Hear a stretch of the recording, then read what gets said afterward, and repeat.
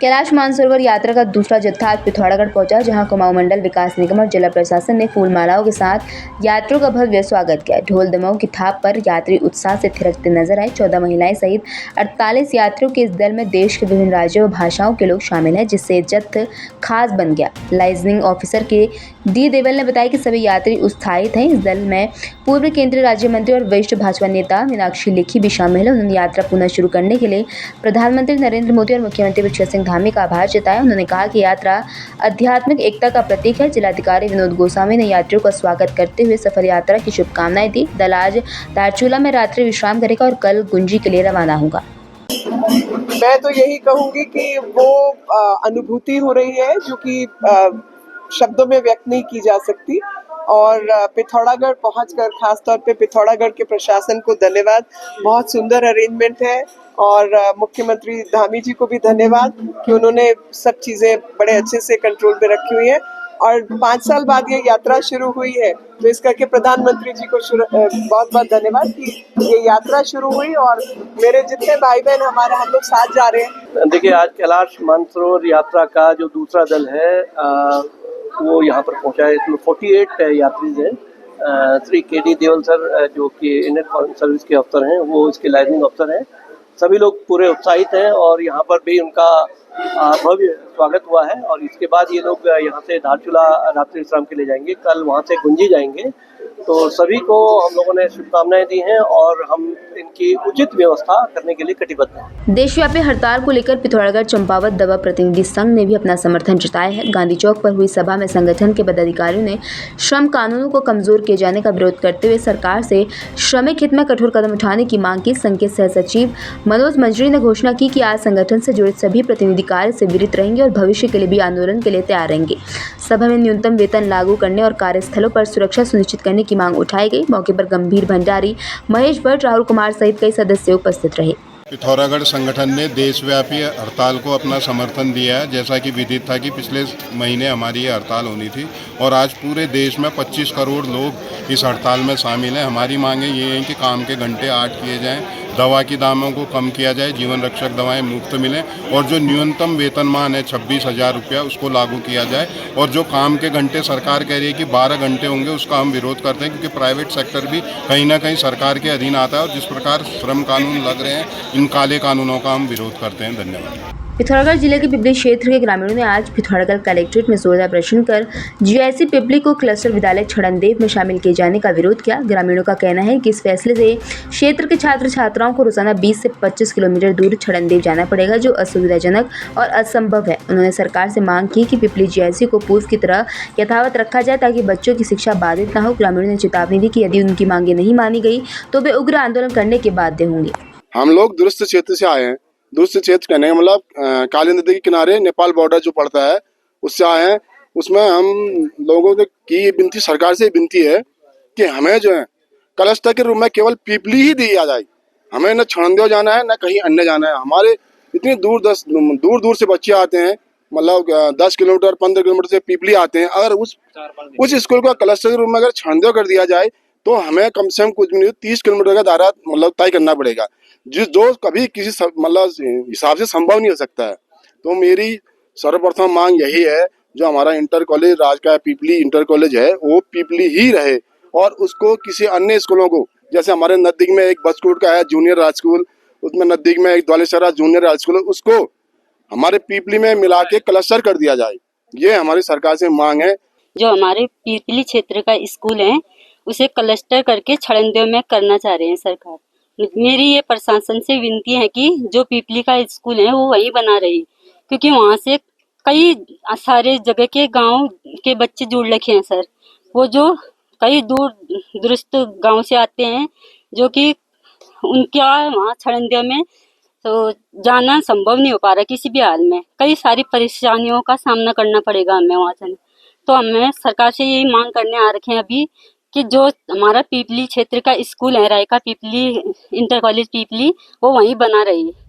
धारचूला के दरमा घाटी स्थित तीजम क्षेत्र में बीती रात बादल फटने से तबाही मच गई। अतिवृष्टि की चपेट में आने से थाड़ी गाड़ में बना मोटर पुल सहित क्षेत्र का एक पैदल पुल भी बह गया। साथ ही 100 मीटर रोड भी वही पानी के तेज बहाव में आकर जमीन दोष हो गई। इसके अलावा अनेक पैदल रास्ते भी ध्वस्त हो गए। पुल और रास्ते बहने से क्षेत्र के अनेक लोग गाँवों का संपर्क तहसील मुख्यालय से टूट गया है। पिथौरागढ़ के जिलाधिकारी विनोद गोस्वामी ने बताया कि धारचूला क्षेत्र में भारी बारिश से नुकसान की खबर के बाद राजस्व विभाग की टीम को मौके के लिए भेज दिया गया है। उन्होंने बताया कि प्रशासन द्वारा क्षेत्र में ध्वस्त पुल के साथ ही रास्तों को भी जल्द ठीक करने का प्रयास किया जा रहा है। जिलाधिकारी ने कहा कि जिले में लगातार हो रही बारिश के चलते कई सड़कें बंद हो रही है, जिन्हें तत्परता के साथ खोला जा रहा है। देखिए, धारचूला क्षेत्र में अतिवृष्टि के कारण एक तो पुल बहने की सूचनाएं प्राप्त हुई हैं। एक टीजम के पास में उमचिया को जोड़ने वाला जो पुल है, जो अस्थायी पुल था, वो बहा है। तो ग्रामीणों को के द्वारा इस संबंध में जो है एक रिक्वेस्ट भी भेजी गई है हमें, तो हम तत्काल वहाँ रेवेन्यू की टीम तो गई हुई है। साथ ही साथ हम ये भी प्रयास कर रहे हैं कि पुल को अतिशीघ्र रिस्टोर किया जाए। इसके अलावा भी जनपद में अतिवृष्टि का दौर जारी है। सभी जगह पर आवश्यक जो सुरक्षा प्रबंध हैं और सभी जगहों पर रोड्स को ओपनिंग वगैरह के लिए भी प्रक्रिया चल रही है। सभी जगह पर जेसीबी और अन्य जो मशीन्स हैं वो तैनात हैं और राजस्व और पुलिस प्रशासन सजग है। पिथौरागढ़ के डीडीहाट क्षेत्र में फर्जी सिम के जरिए अश्लील संदेश भेजने वाले गिरोह का भांडाफोड़ हुआ है। पुलिस ने मुख्य आरोपी हरीश सिंह को गिरफ्तार कर लिया है, जबकि 4 अन्य सहयोगी को चिन्हित कर उन्हें नोटिस जारी किया गया है। 26 अप्रैल को एक महिला की शिकायत पर आईटी एक्ट और बीएनएस की धाराओं में मुकदमा दर्ज किया गया था। जांच में सामने आया कि आरोपी फर्जी सिम का उपयोग कर महिलाओं को मानसिक रूप से प्रताड़ित करता था। 4 स्थानीय युवक आईडी पर सिम निकालकर उसका दुरुपयोग करते थे। पिथौरागढ़ पुलिस ने नागरिकों से अपील की है कि वो अपनी आईडी किसी को न दें और सतर्क रहें, अन्यथा कानूनी कार्रवाई करना संभव है।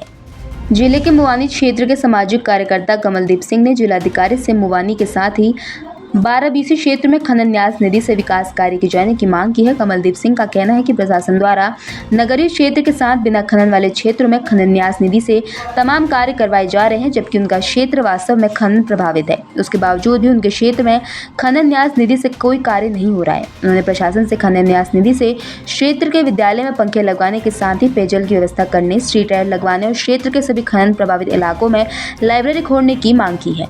उस क्षेत्र को हमेशा से अनदेखा किया जाता है।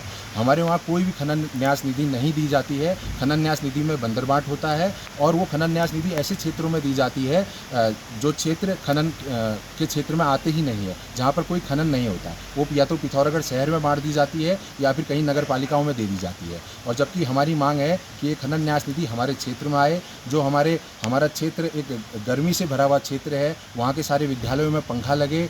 हमारे क्षेत्र में पीने के पानी की बड़ी समस्या है। हमारे वहाँ पेयजल की व्यवस्था सुचारू की जाए और इसके अतिरिक्त वाटर प्यूरीफायर लगाए जाएं और पथ प्रकाश की व्यवस्था सुनिश्चित की जाए। कम से कम हर खनन प्रभावित क्षेत्र को 10-10 सोलर लाइट दिए जाएं। इसके अलावा एक हाई मास्ट लाइट दी जाए। हमारे खनन प्रभावित क्षेत्रों में वृक्षारोपण के कार्यक्रम चलाए जाएं और इसके अतिरिक्त जो बड़े क्षेत्र हैं हमारे, जैसे मुवानी है, देवलथल है, बुंगाछिना है, हमारा जो नीचे बगड़ीहाट का क्षेत्र है, झूलाघाट का क्षेत्र है, वहाँ पर एक लाइब्रेरी उस खनन न्यास निधि से खोली जाए। देशव्यापी हड़ताल को समर्थन करते हुए आंगनबाड़ी कार्यकर्ताओं ने आज जिलाधिकारी के माध्यम से देश के प्रधानमंत्री को पत्र भेजा। इस दौरान आंगनबाड़ी कार्यकर्ताओं ने कहा कि उन्हें भी न्यूनतम मजदूरी के बराबर मानदेय दिया जाए। साथ ही उन्होंने सरकार से आंगनबाड़ी केंद्रों में शीतकालीन अवकाश के साथ ही आंगनबाड़ी कार्यकर्ताओं को 10 लाख का बीमा देने की मांग की है। हमारी मांग है, आज हमारे पूरे भारतवर्ष में, पूरे देश पे आज हमारा राष्ट्रव्यापी हड़ताल है। आज हमारे यहाँ पर आचार संहिता के कारण हम लोग ज्ञापन देने आए हैं जिलाधिकारी जी को। जिलाधिकारी जी के माध्यम से हम लोग प्रधानमंत्री जी को ज्ञापन भेजेंगे।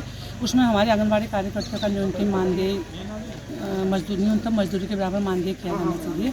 और हमको तो शीतकालीन अवकाश नहीं मिलते, शीतकालीन ग्रीष्मकालीन अवकाश दिए होना चाहिए, क्योंकि हम लोगों के आंगनबाड़ी केंद्र प्राइमरी स्कूल में चलते हैं। प्राइमरी की छुट्टियों और हम लोगों का केंद्र खुला रहता है। पिथौरागढ़ कांग्रेस जिला अध्यक्ष अजय लुंठी प्रेस वार्ता करते हुए विधायक मयूख महर पर तीखे प्रहार किए। उन्होंने कहा कि जो विधायक आज कांग्रेस पार्टी को शून्य बता रहे हैं, उन्होंने ही निकाय चुनाव में कांग्रेस प्रत्याशियों को हराने का काम किया। अजय लुंठी ने कहा कि पंचायत चुनाव में जिला पंचायत की अधिकतर सीटों पर पार्टी द्वारा उम्मीदवारों को अधिकृत नहीं किया जाना भी इसका एक बड़ा कारण है। उन्होंने कहा कि जो कांग्रेस के लोग चुनाव लड़ना चाहते हैं, उन्हें डर था कि विधायक पंचायत चुनाव में भी कांग्रेस के उम्मीदवारों को हराने का काम करेंगे। अजय लुंठी ने कहा कि उसके बावजूद भी कांग्रेस पार्टी पंचायत चुनाव को मजबूती के साथ लड़ रही है। तो हमारे प्रत्याशी इस डर में है कि कहीं हम पार्टी से वो अधिकृत होंगे तो विधायक जी द्वारा कहीं हमारे खिलाफ दुष्प्रचार किया जाएगा, क्योंकि हम सभी ने देखा कि किस प्रकार से नगर निगम के चुनाव में विधायक जी द्वारा पार्टी के खिलाफ काम किया गया। तो उन्हें इस बात का डर है और कांग्रेस पार्टी पूरी मजबूती के साथ लड़ रही है। तो मैं आप लोगों से ये भी कहना चाहूँगी कि जिस प्रकार भी मैं परसों विधायक जी का एक वक्तव्य सुन रही थी जिसमें वो कह रहे थे कि कांग्रेस पार्टी यहाँ पर शून्य हो गई है, तो मैं आप लोगों से कहना चाहूँगी कांग्रेस पार्टी पूरी मजबूती के साथ लड़ रही है और कांग्रेस पार्टी शून्य नहीं भी है, बल्कि कांग्रेस पार्टी पूरी मजबूती के साथ लड़ रही है। जिस पार्टी के कार्यकर्ताओं ने उन्हें आज विधायक बनाया, वो आज पार्टी के खिलाफ काम कर रहे हैं। आप लोगों ने देखा कि किस प्रकार से नगर निगम के चुनाव में उनके कार्यकर्ताओं द्वारा कांग्रेस पार्टी के झंडे और पोस्टर को फाड़कर जलाया गया। तो जिस पार्टी ने आज उन्हें इस पद पर पहुंचाया, उसी पार्टी के खिलाफ उन्होंने काम किया। तो ये बड़ी गैर रवैया उनका जो व्यवहार रहा है पार्टी के खिलाफ, चाहे पार्टी के वरिष्ठ नेताओं के खिलाफ, पार्टी के खिलाफ उन्होंने बयानबाजी करी। तो अगर वो पार्टी के खिलाफ उन्होंने बोलना ही है तो वो पार्टी से अपना इस्तीफा दे, उसके बाद बोलेंगे। नैनीताल जिले के काठगोदाम रेलवे स्टेशन पर आज आतंकी हमले की परिकल्पना पर मॉकड्रिल की गई, जिनमें पुलिस, एसटीएस, रेलवे प्रशासन और अन्य सुरक्षा एजेंसियों ने भाग लिया। सूचना अनुसार 3 आतंकी स्टेशन में घुसे, जिन्हें घेरकर एक को मार गिराया गया, एक घायल हुआ और एक को जिंदा पकड़ा गया। ऑपरेशन का नेतृत्व सीओ नितिन लोहनी ने किया। एसपी सिटी प्रकाश चंद्र ने बताया कि ड्रिल का उद्देश्य आपात स्थिति में एजेंसियों के समन्वय की जाँच था। कमियों की रिपोर्ट सीएफओ द्वारा तैयार कर संबंधित विभागों को सौंप दी जाएगी।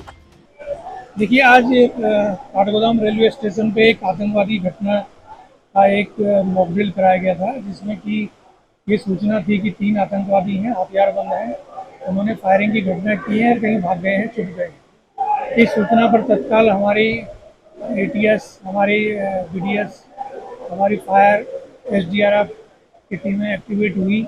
उनके द्वारा यहाँ पर ये कार्रवाई की गई है। सभी का रिस्पांस टाइम चेक किया गया है। हमने इसमें एक सीएफओ साहब का ऑब्जर्वर भी बनाया है। साथ ही इसमें स्वास्थ्य विभाग को भी शामिल किया गया है, ताकि जो घायल हैं उनको जो हॉस्पिटल ले जाने की जो कार्रवाई है, उनका इलाज का, और साथ में ट्रैफिक मूवमेंट के लिए भी हमने टीआई को इसमें नियुक्त किया है, ब्रीफ किया है। एक ग्रीन कॉरिडोर भी बनाने के लिए हमने रखा था कि ताकि घायलों को त्वरित हॉस्पिटल पहुँचाया जा सके। इस संबंध में आज मॉकड्रिल की गई, तो अभी भी समाप्त हुई। मसूरी की प्रसिद्ध कैमल बैक रोड पर हाल ही में 2 भालू की मौजूदगी ने स्थानीय लोगों और पर्यटकों में दहशत का माहौल पैदा कर दिया है। भालू दिखने का ऐसा ही एक वीडियो सोशल मीडिया में भी वायरल हो रहा है। हालांकि अभी तक किसी नुकसान की सूचना नहीं है, लेकिन वन विभाग सतर्क हो गया। टीएफओ अमित कंवर के अनुसार क्षेत्र घना जंगल होने के कारण वन्यजीवों की मौजूदगी सामान्य है। विभाग ने गश्त तेज कर दी और टीमों को अलर्ट पर रखा गया है। लोगों से अपील की गई है कि वो सतर्क रहें और किसी भी जंगली जानवर की सूचना तुरंत विभाग को दें।